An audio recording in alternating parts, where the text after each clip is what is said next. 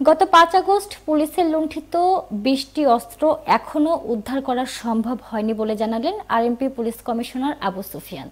তিনি জানান, লুণ্ঠিত অস্ত্রসহ বিভিন্ন মালামাল উদ্ধারের চেষ্টা চলছে। ভিডিও দেখে অপরাধীদের শনাক্ত করা হচ্ছে। বৈষম্যবিরোধী ছাত্র আন্দোলনকে কেন্দ্র করে ৫ আগস্টের পূর্বের মামলাগুলো সরকারের নির্দেশে প্রত্যাহার করা হয়েছে। পরের মামলাগুলো সুষ্ঠুভাবে তদন্ত করা হচ্ছে। ইতিমধ্যে কয়েকজনকে গ্রেফতার করা হয়েছে। পুলিশ কমিশনার বলেন, ৫ আগস্টের আগে যতই বলা হোক জনতাই পুলিশ, পুলিশই জনতা, আসলে এটি ভুল ছিল।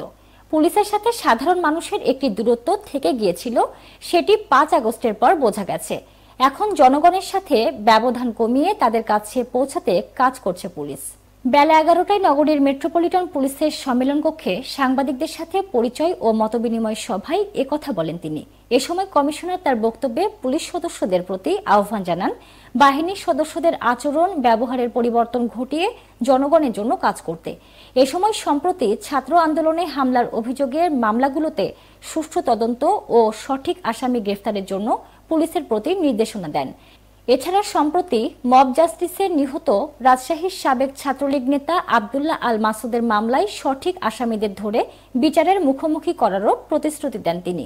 এ সময় রাজশাহীর বিভিন্ন গণমাধ্যমের সংবাদকর্মীরা উপস্থিত ছিলেন। ছাত্র আন্দোলন, বৈষম্যবিরোধী ছাত্র আন্দোলনের প্রেক্ষিতে সংঘটিত বিভিন্ন ঘটনার প্রেক্ষিতে আমাদের দেশে ক্ষয়ক্ষতি হয়েছে।